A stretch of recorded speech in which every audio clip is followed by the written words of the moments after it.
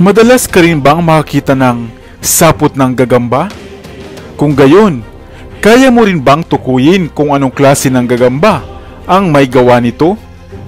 Maliban nga sa simbolo ng swerte ang mga sapot nito, batid mo rin ba na mayroon ka ring makukuhang mutya o perlas buhat dito? Na kung magtangan ka, ay hindi lang marahil swerte ang hatid nito sa'yo, kundi marami pang iba. Hello, what's up? Your best here. Ang mga gagamba na siyang eksperto nga sa paghahabi ng mga web o sapot na yari sa silk ang sadyang nakakabilib nga at kahanga-hanga. Mga mumunting insekto na minsan ay kinatatakutan pero madalas nga ay pinagkakaguluhan. Pero bago tayo magpatuloy, kung bago ka pa lamang sa ating channel, ay huwag mong kalimutan na pindutin ang subscribe button at ang notification bell upang lagi kang updated sa aking mga bagong uploads. Kinatatakutan nga ito dahil sa mayroong ilang mga uri nito ang makamandag at nakamamatay, tulad na nga lamang ng Brazilian wandering spider na siyang naitalang pinaka-venomous na klase ng gagamba. At pinagkakaguluhan din naman, lalo na nga ng mga kabataan, at siyang ginagawa nilang laruan at pinag-aaway. Ikaw, naranasan mo na rin bang maglaro nito noon? Ang mga mumunting gagambang ito ay madalas mo ngang makita sa mga sanga ng puno sa kagubatan, sa mga kisame at sa likod bahay, kung saan mayroon silang sapat na espasyo para makagawa ng sapot nito. Ngunit batid mo ba na maging ito man ay mayroon ding tinataglay na bertud o perlas o tinatawag ngang mutya na nagtataglay ng bisa kung iyong makukuha. Pero bago ang lahat ay kilalanin muna natin ng lubusan ang insektong ito. Ang mga gagamba o spider sa Ingles ay kabilang nga sa order ng mga Araneae, ang isang air-breathing arthropods na mayroong 8 mga paa. Mayroon din silang mga pangil at mga spinnerets na naglalabas nga ng silk o mga sapot. Ang mga hayop o insektong ito ang siyang pangpito nga sa pinakamaraming klase ng organismo sa buong mundo. Kaya nga saan mang lupalop ay meron ito at makakakita ka. Subalit, maliban lamang sa Antarctica, mayroong mahigit sa 50,000 klase o species ng mga gagamba sa iba-iba nitong hugis, klase, anyo at laki. Ang mga gagamba rin ay simbolo ng pagiging matyaga at mahinahon, sapagkat sa kanilang sipag at pasensya sa paggawa ng kanilang mga sapot at pag-aantay ng makakain. Ang laki nga at lawak ng sapot ng gagamba ay nakadepende rin sa sukat ng gagambang gumawa rito. Naitapik na nga rin natin ang isang uri ng gagamba na naninirahan naman sa mga siwang ng lupa na may kakayahang gawing bato ang kanilang laway at ito man ay isang bertud at mutya. Subalit mayroon din palang isang uri ng gagamba na may kakayahang magtaglay ng mga perlas o animoy batong na lalaglag sa kinaroroonan nito. Ang mga itlog nga na daladala ng ilang gagamba ay maaari din palang makabuo ng mga solidong mineral na nagiging matigas na bato sa paglipas nga ng panahon. Maliliit lamang ang mga ito at minsan o kadalasan ay kulay na nahahawig sa pilak. Isang bertud na kadalasang natatagpuan sa lupa sa ilalim sa lugar kung saan sila madalas naninirahan. Ito ay nahuhulog sa lupa sa oras nga na mapisa na ang mga itlog o mga anak nito. Subalit ito ay napaka-bibihira lamang. Ang bertud na ito ay mainam na pampaswerte sa buhay, sa negosyo at maging sa paghahanap nga ng trabaho. Pinaniniwalaan rin na sa tulong nito ay maitataboy mo ang mga masamang elemento sa paligid. Ikaw, may mga nakita ka na rin bang mga sapot o gagamba sa inyong lugar?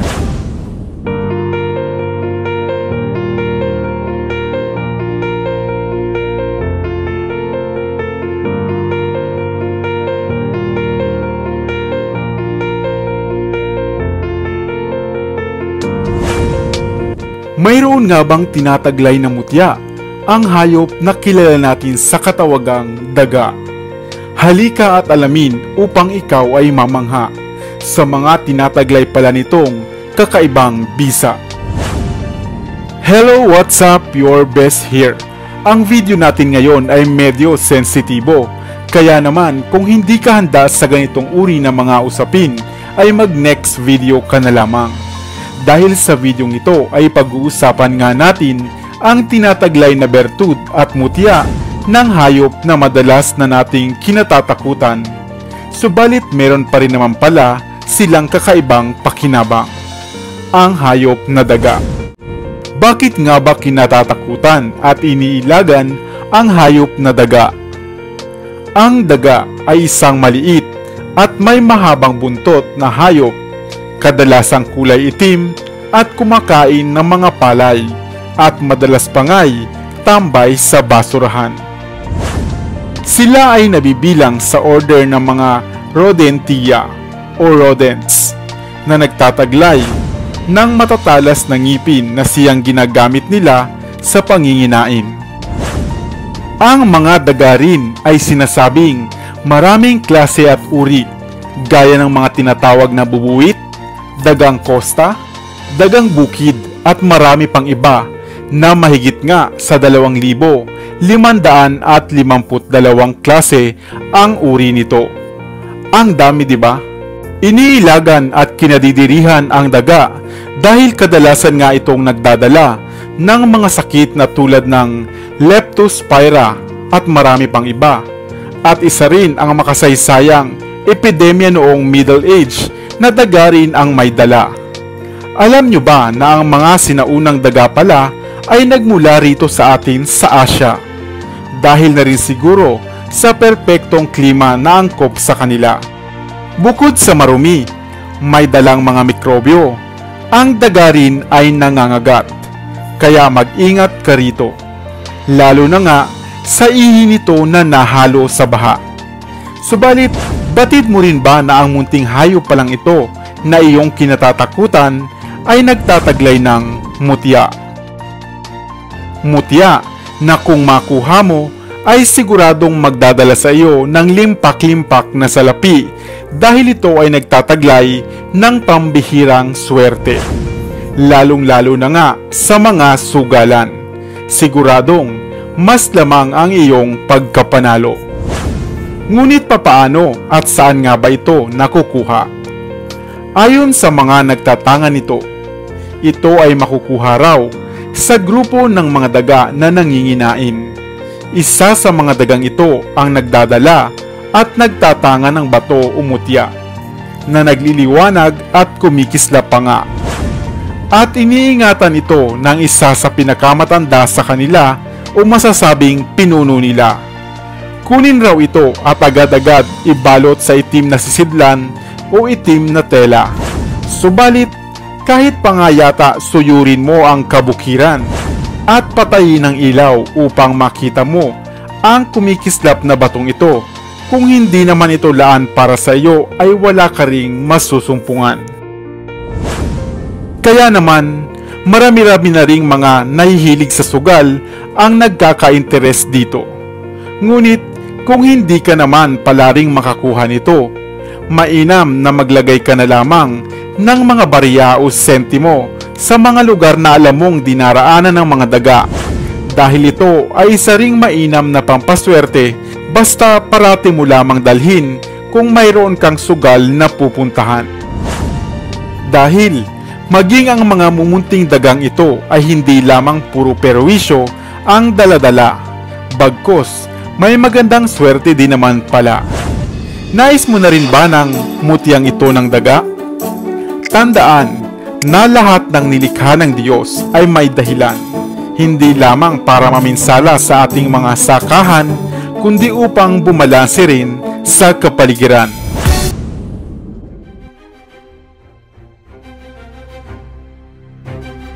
Nakakita ka na ba ng isang butike na mayroong sanga-sangang buntot o buntot na dalawa?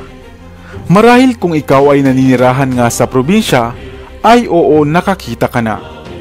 Batid mo ba na isa ang buntot ng butike sa pinakamahusay na lucky charm o pampaswerte? Lalo na nga kung ang buntot nito ay sumasanga. Hello, what's up? Your best here. Sa videong ito ay alamin natin kung papaano nga ba ginagawang pampaswerte ang buntot ng butike. At kung ano-ano pa nga ba ang dapat mong malaman hinggil sa buntot nito. Ang butike o Hemidactylus frenatus o house gecko ay isang uri ng nocturnal na hayop na ang ibig sabihin ay madalas mo nga lamang silang makikita sa gabi. Subalit kapag minsan ay meron naman ito sa umaga. Ang mga butike ay kadalasang makikitang nakadikit na gumagapang sa kisame, sa dingding na malapit nga sa ilaw, sapagkat sila ay nag-aabang ng mga lumilipad na insekto upang maging pagkain. Kaya nga tinatawag din silang house sweeper dahil sila nga ang umuubos sa mga insekto tulad ng langaw, ipis, lamok o gagamba at ginagawa nga nila itong hapunan. Ang mga butike ay kadalasang humahaba ng hanggang 15 cm at maaari ngang mabuhay ng hanggang 5 taon lamang. Hindi rin sila nangangagat o makamandag, kaya ligtas ang pagkakaroon ng butiki sa inyong bahay.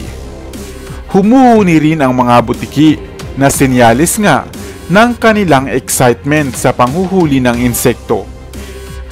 At ang tunog o huni ng mga butiki sa bansang Bangladesh ay nangangahulugan pala ng yes o pagsang-ayon. Nais mo bang malaman kung ano-ano nga ba ang mga tawag nila sa butike sa ibang lugar? Ang butike sa Thailand ay tinatawag na Jingjuk. Sa ilang bahagi naman sa India ay Tiktikay. Viti naman sa Nepal at dito sa atin sa Katagalugan ay butike. Tiki sa Visaya at alutiit naman sa mga Ilocano. Subalit sadyang kakaiba at natatangi ang hayop na butiki. Dahil ito nga ay pinaniniwalaang nagdadala nga ng labis na swerte. Ang paniniwalang ito ay nagsimula pa nga sa bansang Ehipto at para sa kanila, ang mga butiki ay simbolo ng kasaganaan, pagkakaibigan at maraming pera. Kung kaya naman maging dito sa atin sa Pilipinas, ito rin ay kinagis na ng paniniwala. Sa oras daw na pumatak o malaglagan ka ng butiki sa kanang balikat, ikaw ay makararanas ng sunod-sunod na swerte o mga blessings. Subalit kung ang kaliwang balikat mo naman ang bagsakan nito, ay kamalasan ang iyong daranasin. Ang huni rin ng butiki ay isang senyalis raw ng swerte o signal upang ikaw ay humayo na at ikaw raw ay suswertihin. At mayroon pa ngang isang kilalang paniniwala na ang isang butiki na mayroong sanga-sangang buntot, ito man ay isa o dalawa o tatlo, ay labis na napakaswerte. Madaling maputol ang buntot ng butiki at isa nga ito sa kanilang depensa upang takasan ang mga kalaban. Subalit may kakayahan din sila na mapatubo ulit ito, ang kanilang mga buntot.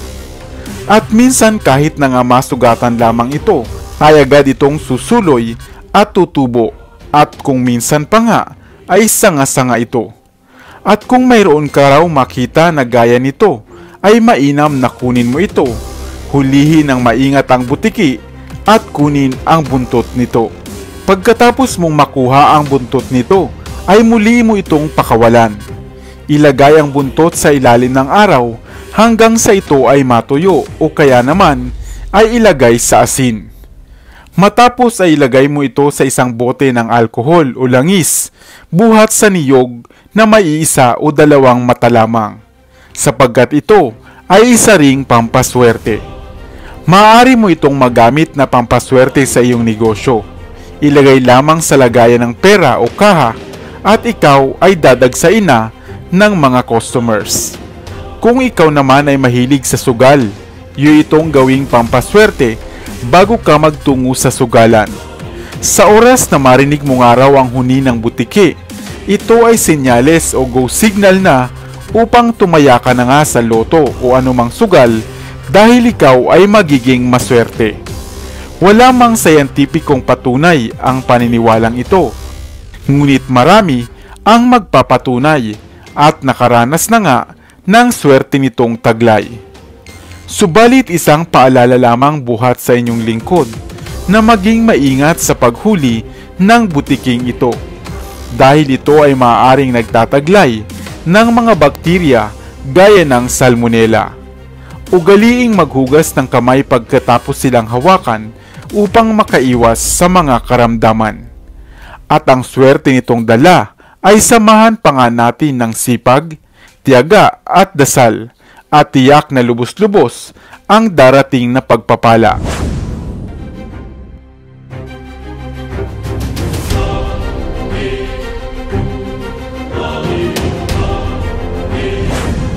Sungay ng aso? Isang napakalakas at napakabisang gamit pala. Kaya kung sakaling makakita ka ng isa nito, ay napakapalad mo na. Hello, what's up? Your best here. Sa videong ito ay alamin ang isa na namang bertud, gamit at uri ng agimat buhat sa hayop, ang sungay ng isang aso. Papaano mo nga ba ito mahahanap? At ano-ano ang natatangi nitong kakayahan? Lahat tayo ay kadalasang mahilig mag-alaga ng aso.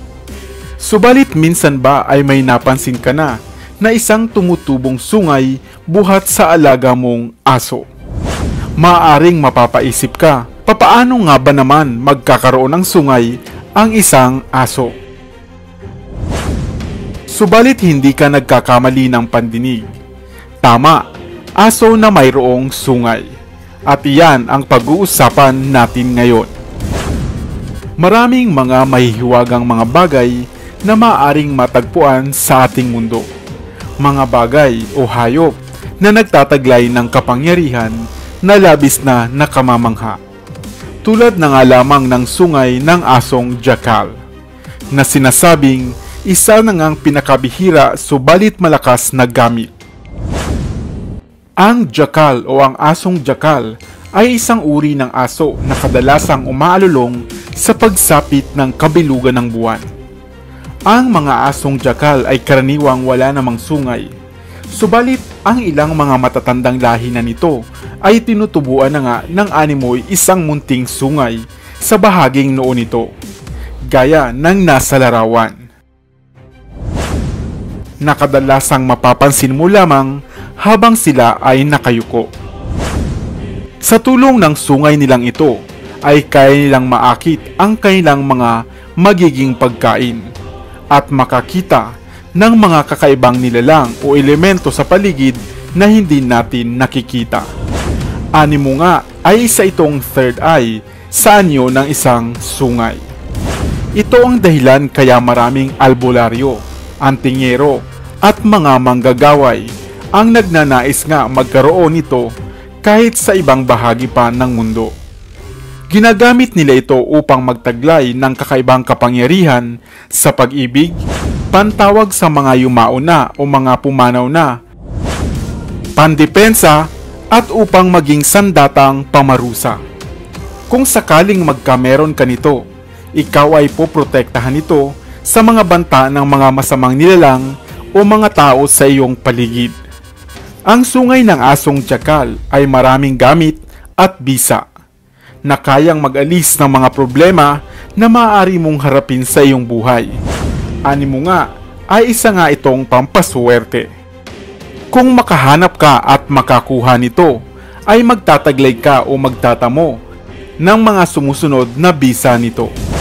Ikaw ay magiging masaya sa iyong buhay. hindi ka na madaling magkakasakit. Isa itong mahusay na pampaswerte. Lagi kang magwawagi sa anumang mga larangang iyong napili. Mananalo ka sa mga kaso o mga debate. Makakaiwas ka rin sa mga masamang elemento at mga espiritu. May kakayahan kang kontrahin ang mga barang at kulaman, at marami pang iba. Ang bertud na ito o sungay ng asong jakal ay magagamit sa mabuti o maaaring sa masama. Subalit mainam na sa kabutihan lamang natin ito gamitin. Papaano nga ba ito makukuha? Kung sakali na makahanap ka ng asong jakal na mayroong sungay at pagdakay makuha mo nga ang sungay nito, samahan mo ito ng buhok ng mga balahibong nakapalibot sa sungay na ito. Ilagay sa isang lagayan o kahon na yari sa pilak, tanso o kahoy at sangkapan pa ng pulbos ng cardamom, cinnabar at 3 piraso ng cloves na kadalasang ilalagay natin sa altar at iinsensuhan minsan lamang sa 1 linggo.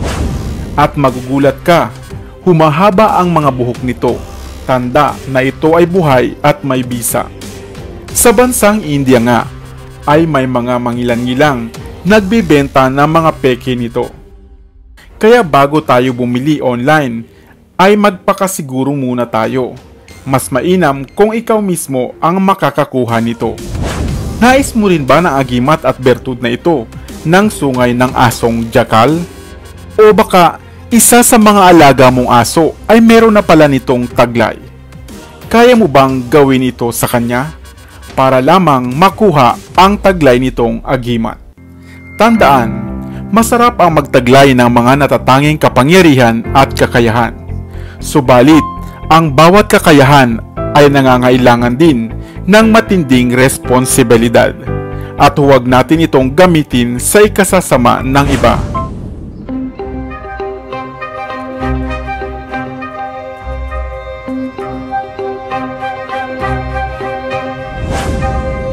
Mayroon ba kayong alagang itim na pusa?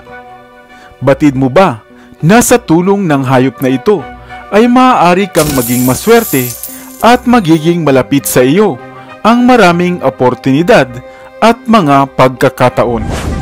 Hello, what's up? Your best here. Naniniwala ka ba sa swerte? Kung gayon, subukan mo ang bagay na ito. Gamit lamang ang alaga mong itim na pusa. Isang klase ng hayop na inaalagaan sa bahay, subalit hindi batid ng karamihan na maging ang hayop na ito ay magdadala pala ng swerte at kaginhawahan sa buhay. Halika at alamin kung papaano nga ba ito gagawin.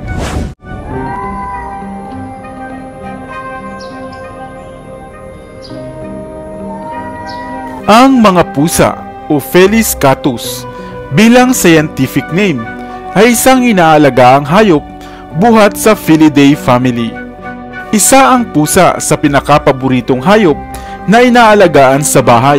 Sa kabuuan nga ay mahigit sa 220 million cats o mga pusa ang ginagawang alaga as of year 2021. Sadyang kakaiba ang hayop na pusa. Tahimik, mapagmatiyag, at kadalasan ay gising sa gabi upang manghuli ng mga daga at iba pang insekto sa paligid. Maliksi rin ang pangangatawan ng pusa na malaking tulong upang maprotektahan nila ang kanilang sarili sa iba pang mga hayop. Subalit bago natin pag-usapan ang swerte nitong taglay, batid mo ba na napakarami palang mga paniniwala ang kaugnay ng hayop na pusa na maaaring ngayon mo pa lamang maririnig? Una, ang pusa noong unang panahon sa bansang Ehipto ay sinasamba, at ang pagpatay ng pusa ay labis na ipinagbabawal nga. Sa tuwin namang mayroong isang pusa ang papanaw, ay kailangan nilang mag-ahit ng kilay ng lahat ng miyembro ng pamilya upang ipakita ang kanilang pagdadalamhati. Pangalawa, ang pusa ay bahagi ng sinaunang pamumuhay ng mga Griego, at nailimbag pa nga ang mga ito sa kanilang sinaunang barya na tinatawag na Magna Graecia. Sa panahon naman ng Middle Ages, ang mga pusa ay kasamang nailarawan sa mga painting o larawan ng Sagrada Pamilya. At ng kalaunan, ito ay unti-unti nangang nawala at nakalimutan. Pinaniniwalaan na maswerte ang pusa dahil sa panahon ng pagsilang kay Hesukristo, isang pusa rin ang isinilang. Ang pang-apat ay sinasabing ang mga pusa ay espiritong gabay ng mga tao, subalit dahil hindi nga ito nakapagsasalita, ay wala itong kakayahang maimpluwensyahan ang bawat desisyon ng mga tao. Panglima, sa Norse mythology naman, ang pusang ito ang natatanging hayop na nagdadala ng chariot ng kanilang mga diyosa. Sa sinaunang alamat naman sa aklat ng mga Hudyo, ang pusa at ang aso ang kauna-unahang alagang hayop sa bahay ni Adan na siyang nanguhuli ng mga daga. Ang ibig sabihin, maging noon pa man, ay hindi na kamalasan ang dala ng pusa sa tao, gaya ng paniniwala ng iba. Katulad ng kapag makakita ka raw ng itim na pusa sa daan, ikaw ay mamalasin. Marahil ito ay aprobado lamang tuwing Friday the 13th, subalit nangyayari ito hindi bilang kamalasan, kundi isang babala lamang. Ngayon, nais mo na bang malaman kung ano ang dapat gawin upang maging pampaswerte ang itim na pusa? Kung sakali nga na mayroon kang alagang itim na pusa o pusang kulay itim ang buong katawan, kumuha ka lamang ng 7 piraso o 7 hibla ng buhok o balahibo nito, buhat sa kaniyang mukha. Ilagay ito o ihalo sa inyong ginagamit na pabango, mapakulon man yan o simpleng pabango. Sa tulong ng ritual na ito, sa tuwing gagamitin mo o i-spray ang pabango sa iyong katawan, ay kasama nitong madadala ang swerte at good luck na mayroon ang mga pusa. Subalit kung hindi naman kayo naniniwala sa ganitong mga pamamaraan, kahit na nga lamang ang simpleng pag-aalaga o pagpapakain sa mga pusa ay magdadala na sa inyo ng swerte at pagpapala. Ikaw, mayroon ka rin bang alagang pusa? Sana ay may bago kang natutunan sa videong ito. Iwan ka naman ng comment sa comment section sa ibaba. I-like at i-share mo na rin para naman sa kaalaman ng iba.